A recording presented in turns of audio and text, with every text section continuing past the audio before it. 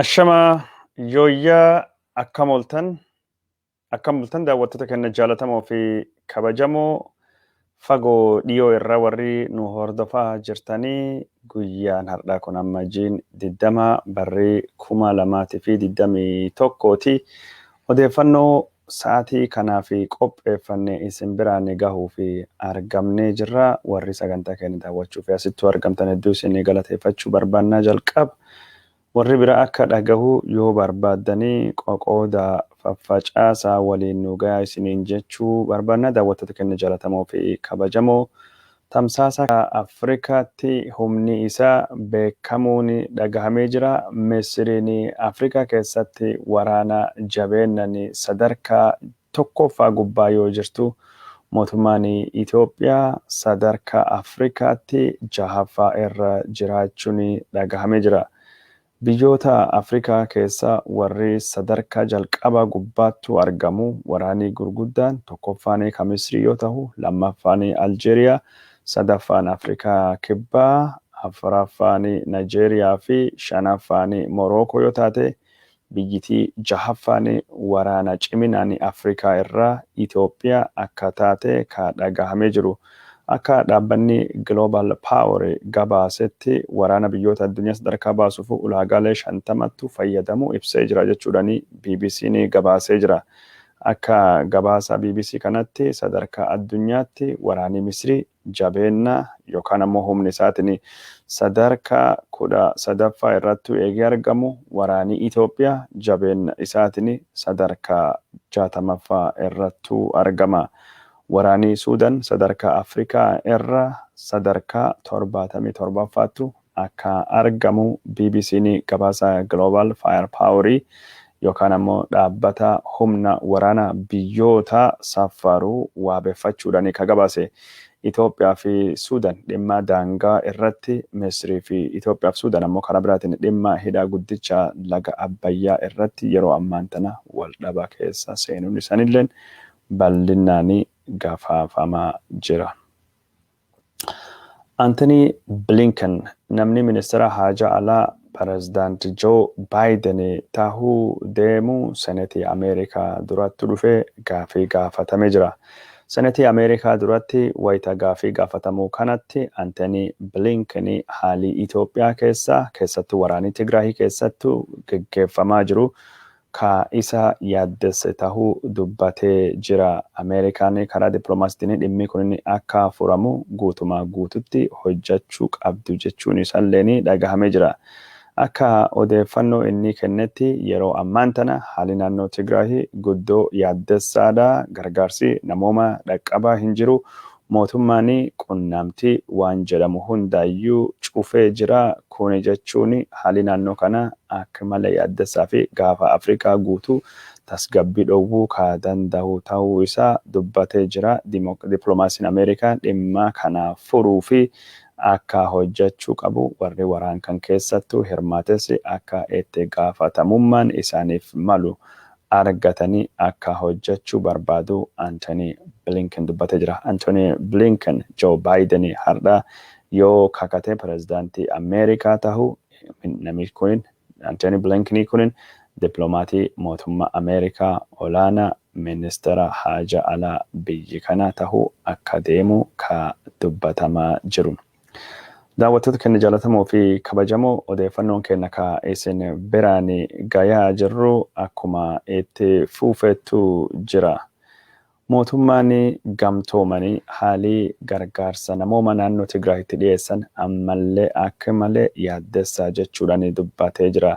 Dhaabbanni mootummoota gamtoomanii OCHA akka jedhamu naannoon Tigraahii beelaa fi saaxilamuu danda'a jechuudhaan qindeessanii dhaaba kana itti aananii Waafa Saayidii dubbachuun gabaafamee jira.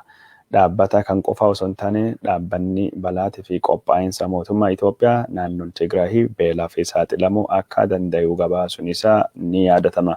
Uummanni naannoo Tigraahii miiliyoonii 2,300 waraanan yoo buqqa'u, uummatii miiliyoonii 4,500 olii ammoo gargaarsa namooma hatattama barbaada jechuudhaan gabaasii mootummaa naannoo Tigraahii addeessuu isin biraan geenne turre.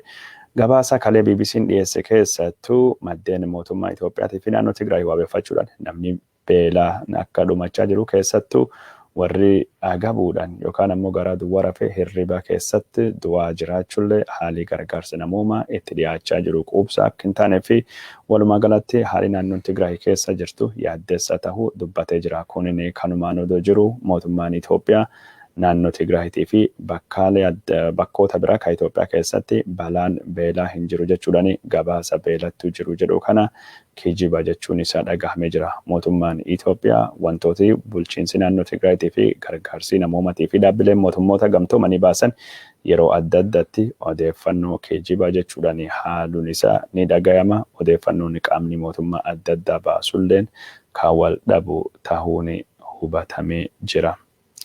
Kun kanumaan adoo jiru Komishiiniin mirgoota ilmaan namaa Itoophiyaa naannoo Tigraay ilaalchisuun gabaasa baasee jira. Gabaasa baasee kanaan haalii gargaarsi namoomaa itti dhiyaachaa jiruu fi akkasumas haalii nageenya naannoo Tigraay yaaddeessa ta'uu dubbatee jira.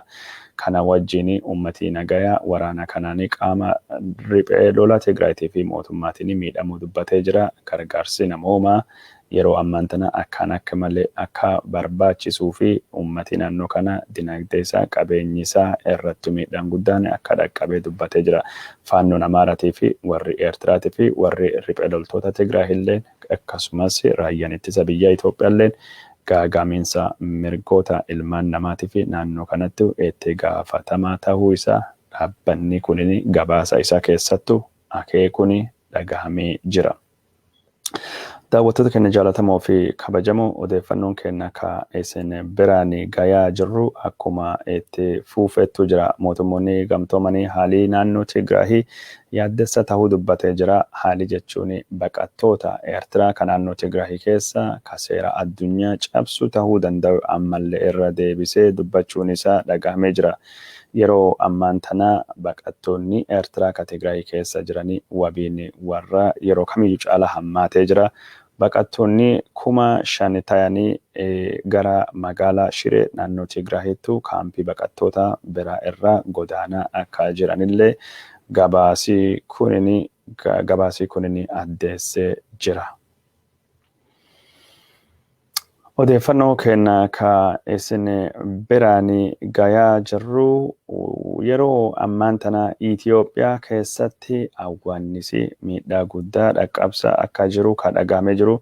Awwaannisa kana to'achuudhaa fi mootummaan gargaarsa miiliyoonii 38 dabalataan barbaada jechuudhaan qaamni mootummoota gamtoomanii kadhimmaa kana hordofu dubbachaa jiraachuun isaa addeessaa jiraachuun isaa dhagahamee jira. Qaamni mootummoota gamtoomanii kadhimmaa babal'atiinsa awwaannisa gammoojjii to'atu kunin miiliyooniin 38 ka barbaadamu kunin awwaannisa Itoophiyaa keessatti Keeniyaa fi Soomaaliyaa fi Suudaan keessatti to'achuu fi hojii irra oolaa kan jedhu ta'uu isaa dhagahamee jira. Yoo gargaarsi kunin kan argamne taate heelikoopteroota 28 olii jiranii kan naannoo kana keessatti qoricha farra awwaannisa gammoojjii bifa hojjechiisuu akka dadhabuu danda'u dhaabbanni kunin ka addeessee jiru. Odeeffannoo biraatiin ammoo obbo Lidatuu Ayyaaloo hogganaanii paartii Demokiraasawaa Itoophiyaa ka paartiin isaa dhiyoo kana boordii filannootiin haqame himata ittiin himatame ka Hacaaluu Hundeessaa eegiduun dubattuu ittiin qabame manii murtii olaanaa Shawaa Bahaa fudhatama dhabsiisuudhaan guutumaa guututti obbo Lidatuu Ayyaaloo gadhiisuun isaa dhagahamee jira. Manii murtii Shawaa Bahaa kun jalqaba irratti obbo Lidatuu Ayyaaloo hokkara kaasuudhaanii qeerroo gurmeessuudhaanii keessattuu magaalaa Bishooftuu keessatti badii dhaqqabeen himatee ture. Haa ta'uuti malee dhuma irratti himata kana jijjiiruudhaanii meeshaa seeraa alaa qabachuudha ka jedhuudhaanii himatame. Meeshaan seeraa alaa qabatamee ka jedhamu kunin shugguxii mootummaan gaafinni miseensa paarlaamaa tahee kenneefi waan taateef meeshaan kunin karaa seera qabeessatiin meeshaa galmaa'ee jiru waan ta'eef wanni kun yakkaan hin himachiisu jechuudhaanii manii murtii olaanaa godina Shawaa Bahaa oolmayaa isaa ka hardhaatiin obbo Lidatuu Ayyaaloo himatamerraa guutumaa guututtu bilisa akka inni ta'u murteessuu isaa abukaatoon seeraa isaa Abdul Jabbaar Hussein karaa Feesbuukiitiin barreessee jira. Daawwattoota keenya jaallatamoo fi kabajamoo odeeffannoon isin biraan gayaa jirru akkuma itti fufeetu jira. Amma odeeffannoo takka lama ka gaafa Afrikaa isin biraan hagee nuti. Suudaan Daarfur keessattuu walitti bu'iinsa gosa dhalateen namoonni du'anii 83 olii tahuu addeeffamee jira. Ajjecha gosa kana akka dhaabu mootummoonni gamtooman mootummaa Suudaanii akeekkachiisee jira. Mootummaan Suudaanii ajjecha uummata nagayaa dhaabuun dirqama mootummaati jechuudhaan ministeerri haajaa alaa Suudaanii dubbachuu maddeen oduu Suudaanii gabaasanii jirani. Odeeffannoo karaa biraatiin ammoo haalli Itoophiyaa fi Suudaanii ammallee daangaa irratti walitti bu'iinsi hammaachuun isaa dhagahamaa jira. Suudaanii yeroo ammaan tana waraanni ishee ka daangaa jiru haleellaa gosa kamiyyuu ka Itoophiyaa dhalatu ofirraa qolachuu fi qophii irra jirti jechuudhaan gabaasaa jirani. Maddeen oduu Suudaanii kunin ammallee akka gabaasaa jiranitti waraanni Itoophiyaa daangaa irratti kuufamaa dhufuun isaa akka yaaddessaa tahee dubbachuun isaa dhagahamee jira. Haga kaleeti as ammoo walitti bu'iinsi daangaa kan irrattu akka hin galmaa'ine kadhagame torbaan kana jalqabe irratti waraanni Itoophiyaa ijoollee hooliyyeettisitu lamanarra ejjeessachuudhaan mootummaan Suudaanii himachuu gabaasuun kennanii yaadatama. Odeeffannoo karaa biraatiin ammoo Suudaanii yeroo ammaan tana gargaarsa adda addaa biyyoota adda addaa irraa argachaa akka jirtu kadhagame jiru. Suudaan Ameerikaan qoqqobbii eegerraa kaastan duubattu Suudaanii gargaaruu fi mootummaan Jarmanii walgahii guddaa qopheessuu akka deemu kadhagamee jiru. Walgahiin guddaan mootummaan Jarmanii qopheessu kunin Suudaanii deebisanii akka dinagdee ishii jaaruu fi tahee ka dubbatamee jiru. Sudan Partnership Conference ka jedhamu yookaan ammoo konfiraansiin michooma Suudaanii ka magaalaa guddittii Jarman Berliin keessattuu geggeeffamu kunin Jaanuwaarii 28 yookaan amma 28 akka inni geggeeffamu kadhagamee jiru. Karoorii sagantaa kana biyyoonni gamtaa Awurooppaa maallaqa Suudaanii akka buusanii liqeen Suudaan irraa akka hirdhatuu fi mootummaa Suudaanii jijjiirama inni jalqabe kana jajjabeessuu fi akka ta'e kadhagahamee jiru. Baatii waxabajjii bara 2020 keessatti gargaarsa wal fakkaataa Suudaanii fi biyya Jarman keessatti godhameen maallaqa doolaarii Ameerikaa biliyoonii 1 fi miiliyoonii 800 mootummaa Suudaaniitiif walitti qabuun gabaafamee jira. Yeroo ammaan tana gargaarsi wal fakkaatanii biyya Suudaanii biyya Firaansitiin qophaawaa jiraachuu gabaasuun kenna ni yaadatama. Odeeffannoo Suudaanii ka biraatiin ammoo dhaabbanni maallaqaa addunyaa liqii Suudaanii haquu fi adeemsi inni jalqabu milkiidhaan deemaa akka inni jiru ka dubbatamee jiru. Dhaabbanni maallaqa addunyaa IMF akka jedhetti yeroo ammaan tana biyyoonni gargaarsaa hedduun isaanii liqii mootummaa Suudaanii haquu fi qophaawaa akka jiru dhaabbanni kun inni ka dubbate. Daayirektariin dhaabbata kana Kristaliyaana Georgieva akka riippoorterootatti gabaastetti baatii Maarchii bara 2021 keessatti liqiin biyya Suudaanii harki guddaan akka haqamu deemuu ka dubbatame. Suudaanii walumaa galattuu liqii hin kaffalamin biliyoonii 60 olii akka qabdu ka dhagahamee jiru. Bifuma Ameerikaan qoqqobbii Suudaan irratti buustanii biyyoonni takkalleen araarama liqii Suudaanii kennuu akka hin dandeenye ka dubbatamu. Haa ta'uuti malee Ameerikaan qoqqobbii Suudaan irratti buuste bara 2017 irraa jalqabdee kakaaste waan ta'eef akkasumas Suudaanii tarree biyyoota teeroristoota yookaan amma biyyoota shororkeessitoota deeggaran keessa bara 2020tti bulchiinsi Doonaald Tiraamp waan haqe waan taateef ammaan tana gargaarsa Suudaanii godhuu fi akkasumas liqii Suudaanii irraa haquu fi haalli akka mijatee ka dubbatamee jiru.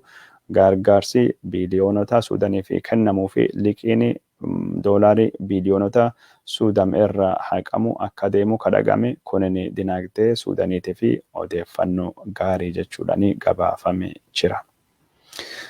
Yeroo Suudaanii gargaarsa addunyaatiin badhaadhaa jirtutti Itiyoophiyaan sadarkaa addunyaatti liqiidhaan raafamaa akka jirtu kadhagamee jiru. Liqiin mootummaan Itoophiyaa biyyoota arjoomaniitii fi dhaabbata maallaqa addunyaa irraa liqeeffatee biiliyoonii 75 bara 2022 akka tahuu deemu ka dubbatamu. Liqiin kunini liqii akka malee guddaati jedhamee ka gabaafamaa jiru. Liqiin Itoophiyaan addunyaa irraa liqeeffatee ammaan tana kaffaluu fi wajjin rakkachaa jirtu sababa sharafa alaa hanqinni jirurraa kan ka'e tiriliyoonii birrii Itoophiyaa biiliyoonii 2tti dhiyaata jechuudhaan miidiyaan Itoophiyaa gabaasuun isaa ni yaadatama. Yeroo ammaan tana biyyoota liqii Chaayinaa liqeeffatanii kaffaluu fi rakkatan keessa mootummaan Itoophiyaa sadarkaa duraa irrattu akka argamu kadhagamu Angoolattu aantee liqii guddaa Chaayinaa irraa fudhachuun Itoophiyaan sadarkaa lammaffaa gubbaa jirti. Angoolaan Chaayinaa irraa bara 2020 liqii biiliyoonii 25 yoo qabaattu Itoophiyaan gara liqii biiliyoonii 17 olii Chaayinaa irraa liqeeffattee jirti. Angoolaan biyya boba'aan akka malee badhaatee waraana duubadhaan misooma guddaa geggeessaa turte yoo taatu Itoophiyaan biyya wal waraansa walii keessa jirtu ka dinagdeen ishii yeroo ammaan tanatti gabbu'aa tahee ta'ulleetu gabaafamee jira. Mootummaan Itoophiyaa liqiilee addunyaa argatu yeroo ammaan tana dhabaa jiraachuu dhaabbanni maallaqaa addunyaa dhaabbanni baankii addunyaatiif akkasumas mootummoonni akka Ameerikaatii fi gamtaan Awurooppaa liqii mootummaa Itoophiyaatiif dhiyeessuu irra dhaabu gabaasuun kennan yaatama. Chaayinaanis liqii mootummaa Itoophiyaatiin bifa adda addaatiin dhiyeessaa turte yeroo ammaan kana akka durii kenna akka hin jirre ka gabaafamee jiru. Daawwattoota keenya jaallatamoo fi kabajamoo odeeffannoo gaafa Afrikaa kaayisen biraanii geenne asumattuu gabaabsine odeeffannoo addunyaa gaggabaabsine isin biraanii baasuu deemna. Joe Biden pirezidaantii Ameerikaa 46ffaa ta'uudhaan har'a kakachuu akka deemu ka dhagahamee jiru. Joe Biden wayita kakachuu fi deemu kanatti Donald Trump illeen dhaamsa nagayaatti jedhu uummata Ameerikaatiif dhaamee jira. Ani falmataadha, ani qabsaa'aadha, qabsoon kenna ammaan tana jalqabdi jechuudhaan dhaamsa uummata Ameerikaatiif dabarsee jira Donald Trump. Donald Trump guyyaa aangoo isaa kadhuma keessatti namoota 73tiif araarama godhuudhaan namoota 70 biraatiif ammoo adabbii isaanii jijjiiruun dhagahamee jira. Warra Donald Trump araarama godheefi keessa gorsaan isaa olaanaa fi akkasumas qindeessanii duulana filadhaa isaa baanan akka keessattuu argamu ka dubbatamee jiru. Odeeffannoon kennine ka isin biraanii gayaa jirru akkuma itti fufettu jira. Dureessi biyya Chaayinaa Jack Ma yeroo dheeraan duubattu gadi bahee miidiyaa irratti mul'achuun isa dhagahame jira. Ma dureessi Chaayinaa kun yeroo ammaan tana mootummaa Chaayinaa ka mootummaa Xi Jinping wajjin rakkoo keessa akka jiru ka dhagahamee jiru. Dhaabbanni isaa Alibaaballeen to'annoo addaa mootummaa jala seenuu isattu gabaafamaa jira.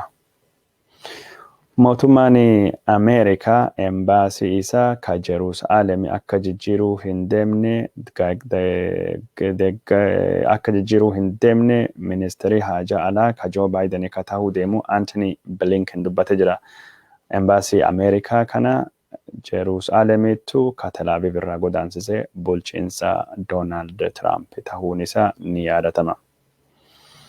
Sanyiin dhukkuba koronaa vaayirasii biyyoota 60 keessattuu faffaca'ee argamuun isaa dhagahamee jira. Sanyiin dhukkuba koronaa vaayirasii kun ka ammaan tana caala ka akka malee faffaca'uu fi tallaalii fi rakkisaa jechuudhaan dubbatamaa jiraachuun isaa dhagahamee jira.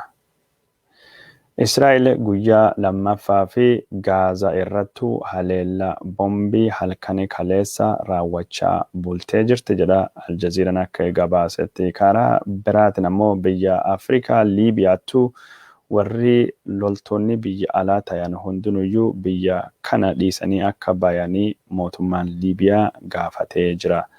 Dargaggoonni Tuniiziyaa mormii waggaa 10ffaa yaadannoo abbaan irree Zeen Abidin Ben Ali itti ari'amee mormii cimsanii itti fufanii jiranii.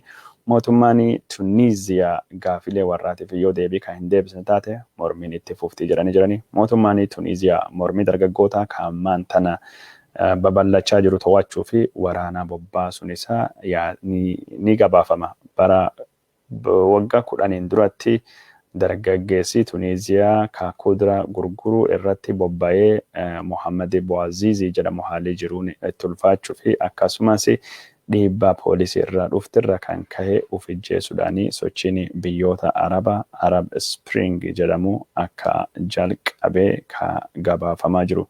Daawwattoota keenya jaallatamoo fi kabajamoo tamsaasii kennine ka oduu ka isin biraan geenne akkanuma fakkaataa waan daawwattan hordoftanii fi hedduu isin galateeffachuu barbaannaa. Kanattu aansee qophii xiinxalaa gabaabaa isinii dhiyeessuu deemna. Qophii kana keessatti mata dureen nu irrattu xiyyeeffachuu deemnu akkuma sagantaa jalqaba irrattu beessifne siyaasan Oromootii fi nafxanyaa duddaa garaa yookaan wajjin hin deemu Oromaara wanni jedhamu sobaa. Oromaara wanni jedhamu kun diigamuu qaba yaada jedhu kan irrattu haasa'uu deemna. Taateewwan haasawaa turree keessa torbaan kana mata duree guddaa ka tahe waldhaba Oromaaraa kana walittu qabatee waggoota lama olii wanni nu haasawaa baane haga jijjiiramee dhufee hariiroon biltsiginnaa Oromiyaatii fi Amaaraa akkami raafama siyaasaa Itoophiyaatii fi hundee akka tahe keessattuu rakkoolee bakka adda addaatti dhalachaa jiramuu fi hundee akka tahe siyaasaan naannoo Amaaraa yeroo ammaan tana gara siyaasaa empaayirii siyaasaa sirna kolonii durittuu akka inni deemaa jiru naannoon Amaaraa naannoo Tigraahii wajjin waldhaba lafaatii fi weeraraatii fi naannoo Benishangul wajjin waldhaba lafaatii fi weeraraatiin Oromiyaallee wajjin falmii lafaatii fi falmii adda addaa keessa akka seente ammaan tanammoo Suudanii biyya birmadummaa qabdu kabira wajjillee waldhabaa gara waldhabaattu akka inni deemaa jiru gabaasuun keenya ni yaadatama. Maalifi waldhaba biltsiginnaa kana walittu qabatee siyaasan Oromaaraa maaliif hin taane yookaan ammoo hundeen rakkoo siyaasaa Itoophiyaatii fi siyaasa Amaaraa kun maali waan jedhu galmee seenaa keessa deebinee waa takka lama wal yaadachiisuu fi maalifi hariiroon warra Amaaraa kunini ka biltsiginnaa Oromiyaa wajjin warri godhuu barbaadu akka hin taane odeeffannoo jijjiiraa jechuun waan beekamaa takka lama irra haasa'uu deemna. Siyaasni Oromootii fi siyaasan Amaaraa kun wanni inni ta'uu hin dandeenye fi yookaan ammoo wanni hin taane fi ka jalqaba amali siyaasaa Oromootii fi amali siyaasaa Amaaraa walatta. Fedhiin Oromootii fi fedhiin Amaaraa biyya san keessattuu waliin hin deemu. Fedhii Amaaraatii fi fedhii Oromoo yoo jedhu uummata bal'aa odoo hin taane warra siyaasaa warra jechuun fedhii aangoo maqaa uummata kanaatiin qabu ilaalchisee waan dubbadhu jechuudha. Dubbii kana irratti jechuun fedhiin isaanii waladdaa yookaan ammoo gosgosa yoo jennu maali jechuudha. Warri siyaasaa Amaaraatiin deemu fi warri siyaasaa Oromootiin deemu yoo sila fedhii uummata irratti hundaa waliin dhaban garuu fedhiin ammaan tana jirtu siyaasan Itoophiyaa siyaasan Amaaraa ka jennu olaantummaa Minilikii gaafa Itoophiyaa dhaaberraa kaase sanirratti hundaa'ee bu'uura sun godhatee sunirraa deema. Siyaasan Oromoo ammoo akka nu beeknetti sochii bara 1960moota keessa barattoonni yuunivarsiitii godhanirraa kaasee gaafilee jechuun mirga beekamtii aadaa afaanii eenyummaa gaafii jechuun saba ka jedhamuu fi akkasumas gaafii lafaa walitti hudhate lafa qotee bulaatiif deebisuu ka jedhu waliin walitti dhufa achirra kahee deemaa jechuudha. achirra kahee yoo deemu fedhiin warra siyaasa Amaaraa ka ammaan tan jiruu fi warra siyaasa Oromoo ka maqaa tokkoon jechuun OPDO wayyaaniin itti fayyadamte ammaan tan jirtu wali hin fakkaatu. Gaafa durii Ihaadig abbaa warraa ture. Gaafa jechuun Hiwwahat abbaa warraa ture. Karoora Hiwwahatittu walittu qaba. Hiwwahati waan jiru tokkottu walittu fide karoora isa bakkaan baafachuu fi maqaa tokko federeeshinii soba dhaabee warra kan walittu fide warri walittu riqichisuun amma riqichisuun cabee jira ciitee jira. Kanaafuu waan waloo ka warra walittu fidaa hin jiru. Common ground jennaan jechuun.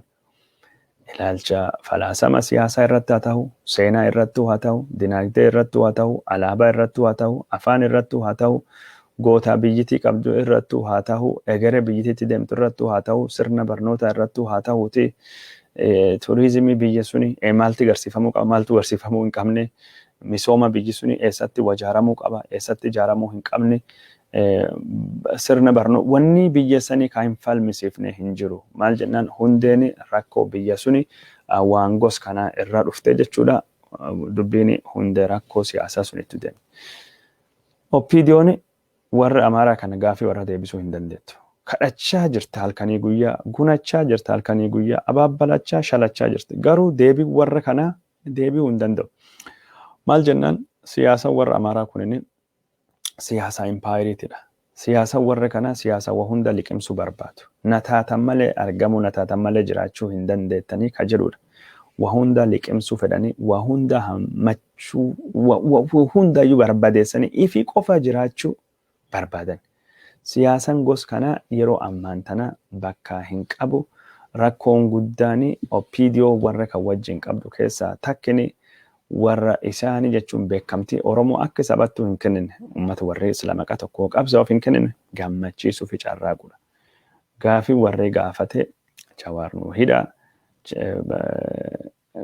nu hidha Hacaaluu akkas nu godha OMN nu cufa Tigraayii waraana federeeshiniin nu diiga heera akkas nu godha Walqaayit maalii akkas nu kenna Benishangul akkas nu godha hin dhaabbattu. Amma teessoo Abiyyi haga barbaadanii as hin dhaabbatu. Rakkooni siyaasa warra teessoo OPDO'n irra jirtu kan hundaayyuu barbaadan jechuudha. Abiy Ahmedii akka meeshaatti itti fayyadamuu barbaadanii gaaf tokko itti kaanii itti garagaluu hin oolan. Cundurii humna siyaasaa hin qabdu. Beekumsa siyaasaa hin qabdu. Hanqinni yaadaa qabdi. Hanqinni jarmaayinsaa qabdi. Fudhatama uummata birattuu hin qabdu. Dhalootiis fugguudha. Haalli isin amma itti jirtullee fugguudha. Akkaataan isin itti deemtullee fugguudha. Garuu yoo humna siyaasaa Oromoo walittu qabde, humna sabaa fi sablammii walittu qabde, hidhamtoota siyaasaa dabaan hidhaman kan akka Jawaar fa'aa walittu fidde yaada warra argatte wanni ishiin sila gargaarsa Habashaa kan argachuu fi yookaan warra Amaaraa argachuu fi halkanii guyyaa carraaqxuuf yookaan ammoo ijibbaatiin barbaachise gootuuf hin jiru jechuudha. Kanattu jira. Karaa biraatiin ammoo aadaa siyaasaatiidha jechuun aadaan siyaasan OPDO'n maqaa tokkoof Oromoo qabsaawaa jedhullee Oromoo qabsaawaa hin jiru. Garuu odoo hin jaalannee gaafilee Oromoo deebisuu danda'uu qaba. Fudhatama argachuuf. Gaafilee sabaa fi sablammii ka biyyi san keessatti waggoota 27 irratti hojjetama fudhachuu danda'uu qaba. Gaafilee kana bakka hin fudhannetti warri kana gunachuudha. Warri waan kan hunda duubatti deebisuu danda'u wajjin jiraachuu hin danda'an. OPDO'n jaalatee jibballee aadaa siyaasa Oromoo haga ta'ettu hammachuu danda'uu qaba. Aadaa siyaasa Oromoo hammachuu danda'uu qaba. Aadaan siyaasa Oromoo kunii fi ammoo aadaan warra siyaasaa ka Amaaraa kunini duddaa gara waliin hin deemnu wal faallessa. Maaliif wal faallessa? Bakka adda addaa irra dhufe. Hundee gosa qaba siyaasaan Oromootii fi siyaasaan Amaaraa. Hundeen isaa gosa tokko miti. Waliin dhaga'u, waliin hin deemu. Siyaasa Amaaraa keessatti waa takkatu jira. Amma OPDO'n faatii dimokiraasii filannoo finnaa jedhanii carraaquu ni mala. Jawaar Mohaammed faalleen carraaqanii jiran. Siyaasa Itoophiyaa ka Amaaraa keessatti filannoo wanni jedhu bakki hin jiru. Siyaasaan Itoophiyaa siyaasa Beezantaayiniitidha. Siyaasaan Itoophiyaa siyaasa humnaatidha.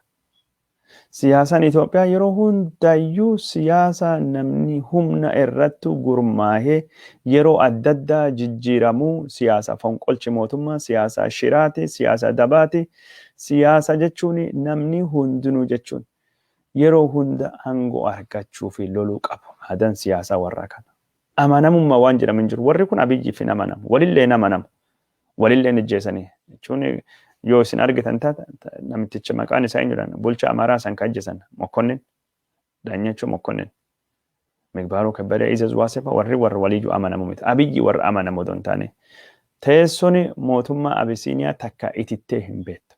Maal jennaan teessoon kun teessoo humnattuu amantu waan taateef yeroo hunda namni humni qaba jedhu mootummaa garagalchee mootii ta'uuf. Namni humni qabaa jedhu mootummaa balleessee biyyaa bulchuu fi yeroo hunda carraaqa. Abisiiniyaa keessatti aangoon karaa lamaan dhufti. Karaa lamaa sadii jennuuti. Tokkoffaa aangoon laf qabachuu irra dhufti. Warri laf qabatu nama gabbarsiisaa baalabbaa jedhanii mekwaanin jedhamani mesaafin jedhaman. Aangoon karaa biraatiin kan ittiin argamtu waraana weerara. Kanaaf kabajii Abisiiniyaa kan inni ittiin beekamu namni tokko kabaja kan ittiin argatu waraana keessattuu hirmaannaa godhuun lafa booji'uun lafa weeraruun. Lafti isaalleen kan uummata biraalleen cuftin yeroo hundayyuu weeraraa fi lafa saaxilamte jechuudha. Kanaaf Habashaa keessatti ogeessi wanni jedhamu, doktor wanni jedhamu, injiinera jedhe, yookaan hayyuu tumtuu, yookaan warri goga duugaa, yookaan warri horii bobbaafate lafa qotatee nyaatuun faarfamu. Waraana saayinsii waraana guddinni ka dhufu waraana durummaan kan ittiin dhuftu waraana durummaan kan ittiin dhuftu weerara durummaan kan ittiin dhuftu saamicha. Kanaaf kabajii gurguddaan cuftinuu kabaja waraanati. Wanni hundu waraanaan dhufa. Wanni hundu lolaan dhufa. Saamichaan dhufa. Weeraraan dhufa. Aadaa politikaa Abisiiniyaa kan haasofnu jechuudha. Yoo fudhattanii ilaaltan Mislenee, Ciqaashuum, Baalambaaraas, Fiitaawuraarii, Qeenyazmaach, Giraazmaach, Raas, Nagadiraas warri kun cuftu Baaldaraas warra weerara adda addaa godhu yeroo hundayyuu warra weeraraan guddatu. Guddinni haayiraarkii yookaan ammoo gulantaan siyaasaa Abisiiniyaa weeraraan kan dhufu. Sirna Minilikillee duratti. Sirna Minilikiin durattu kan malee hin danda'amu hin jijjiiramu. Haala ammaan tan jiru. Dhugaat jirtu walitti manii dubbatanii deeman malee. Kabiraa ammoo siyaasa nama takka qofaa fi beekamtii kennu. Abbaa irrummaa nam tokkooti. Kashawaa ka'ee gaafa warra Goojjamiif Gondarii Walloo mo'ate mootiin isaa an sanyii Salamoon ofiin jedha. Sanyii Salamoon gaafi mate san warri biraa kagada funduun ajal deemuu qabanii jedha hin barbadeessa hin balleessa. Hin hidhaa yookaan hin ijjeessa. Yookaan hin saamsisa yookaan biyya baasa gizooti. Siyaasa kan keessattu abbaa irrummaa nam tokko mootii. Mootiin kun ammoo bakka bu'aa waaqaa siyyume egziyaabiheer kan ofiin jedhu. Zanegede negest Itoophiyaa Zanegede Yihudaa sanyii Israa'elii sanyii maalii Yesuus Kiristoos wajjin Nabii Aadamii wajjin yookaan ammoo eenyu jettan Solomoon wajjin walitti dhufeenyi qabnaa ka jedhu. Akkasiin dhaabbatanii achiin dubatti warri jiru kaan hunduu maal hin balleessan. Mootii jechuun isa malee wanni biraa hin jiru. Mootiin bakka bu'aa uummataati. Mootii irrattuu nami ka'e hin barbadaawa hin jaama ija. Siyaasaa Itoophiyaa jechuun mootiin bakki inni qabu yoo ol jedhanii ilaalan mootii hin jaamaa jedha beekta. Siyaasaa Oromoo siyaasaa Itoophiyaa abbaa irrummaa Itoophiyaatii fi abbaa irrummaa Hirohiitoo wal birattu akeekee Doonaald Leevin kitaaba barreessee jira. Barreeffame hedduu barreessee jira artikiloota. Hirohiitoo jechuun kan waraana addunyaa lammaffaa Jaappaanii wajjin Jaappaanii fi Ameerikaa walitti fide. Pearl Harbor jechuun xayyaarota Jaappaanii kamikaazii jedhamuun jechuun waraana Ameerikaa rukuchisiise. Hirohiitoo yoo inni du'u isiin jedhe waraanii isaa jechuun ajaja isa fudhachuu malee jeetii dhufanii paayileetonni isaa waliin barbadaawaa turan. Abbaa irrummaa gosni isin deema. Abisiiniyaa abbaa irrummaa warraatii fi ka Jaappaan sun wal fakkaata. Jaappaan Ameerikaan addunyaa waraana addunyaa lammaffaa eegi cabsin dubatte konstitushinaal monarkiidhaan jechuun sirna isaanii fooyyeessitee mootiin maqumaaf achittuu hafe. Ka Itoophiyaa abbaa irrummaa warra daangaa hin qabu. Abbaa irrummaa warra mootiin hin himatamu. Nigus ayikasa samay ayittarres jedha. Aadaan Oromoo qaalluu waaqa taanan biraan baanan beeke. Qaalluu waaqa sehee biraan baanan beekedha. Qaalluun jechuun ka waaqii muudaa jedhamee yaadamu ittiin baatu nama. aangoon uummatirra dhufa. Kanaaf ka Itoophiyaa aangoon jechuun siyyumee egziyaaber muudamaa waaqateedha.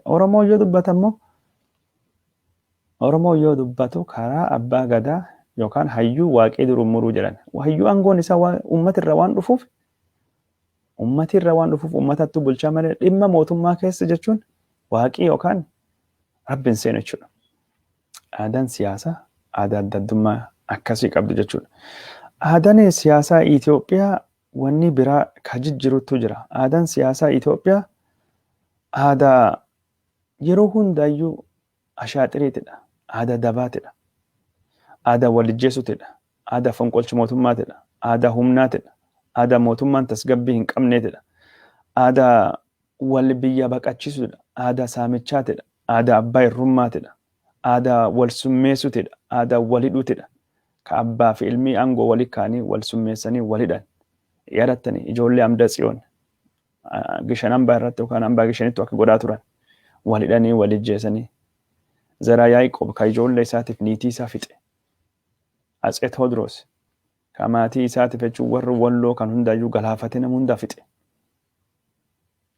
Kun cuftinuu aadaa intirigiin Habashaa keessatti mootummaa warra mootummaa amanamu miti.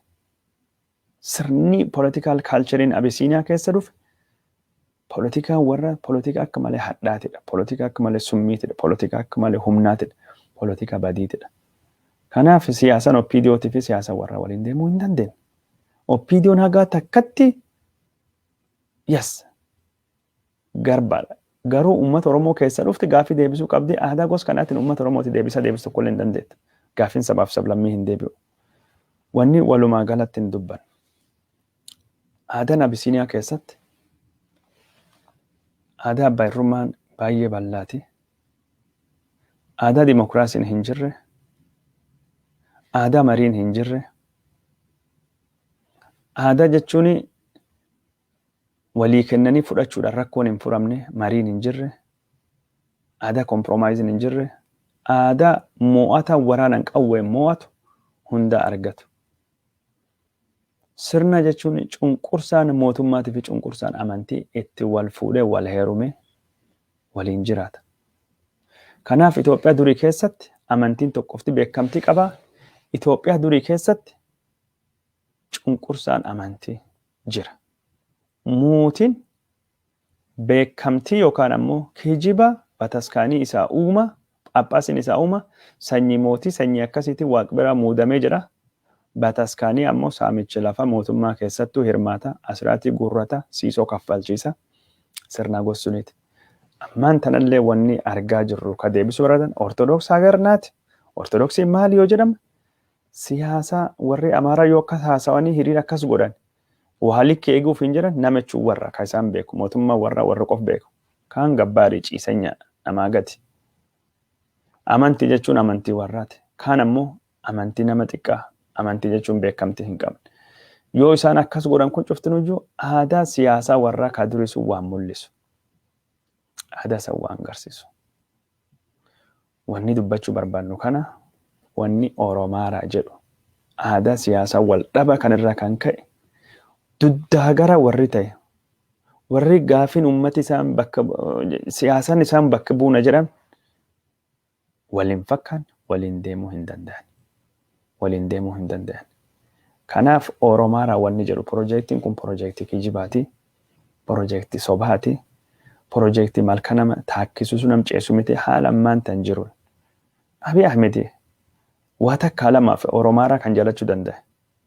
Sirni Itoophiyaa keessatti Itoophiyaan aadaan ishiin beektu aadaa abbaa hirrummaa nam tokko mootii tokko jalatti bulu waa hundaayyuu falmitoota balleessu irreedhanii mootii uf godhuutidha.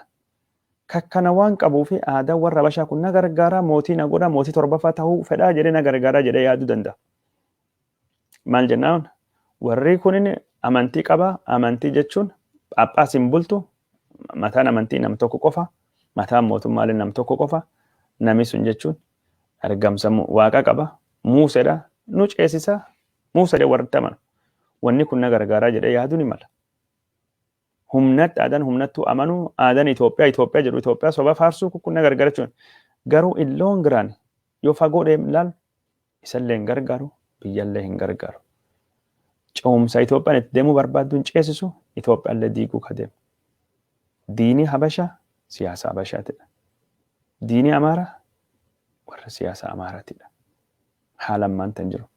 Amaaraa hundaan walitti buusanii jiran. Naannoon Amaaraa har'a nagaa hin qabdu. Benishaanguliin wal lolaa jirti. Oromoon wal lolaa jirti. Tigraayii weerartee wal lolaa jirti. Suudaanii wal lolaa jirti.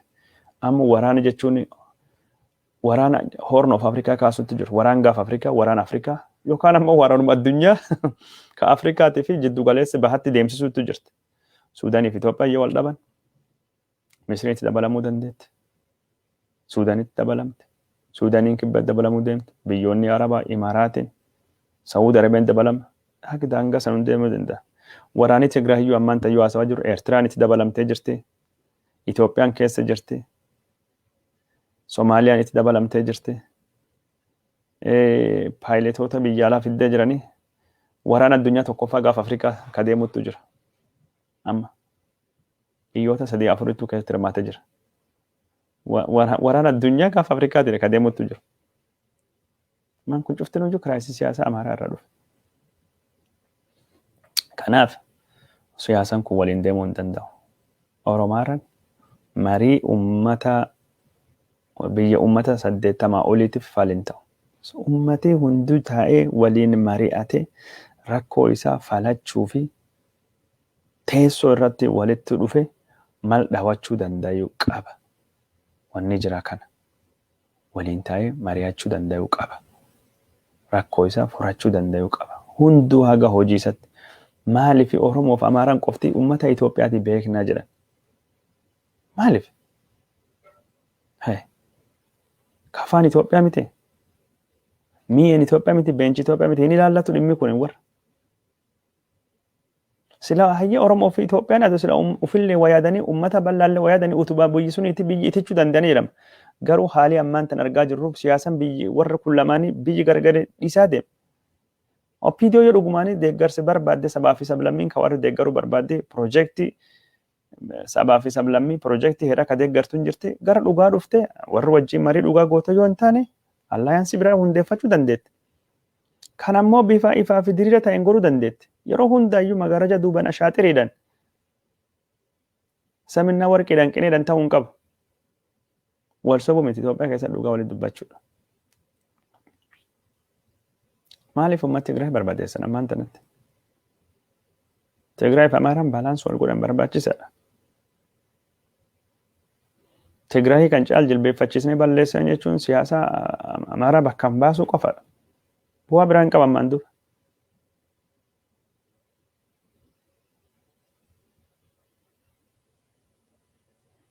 Oromaaraan Hiwwaata aangoorraa dhiibuu fi tajaajila jira. Hiwwaata barbaadaa jira.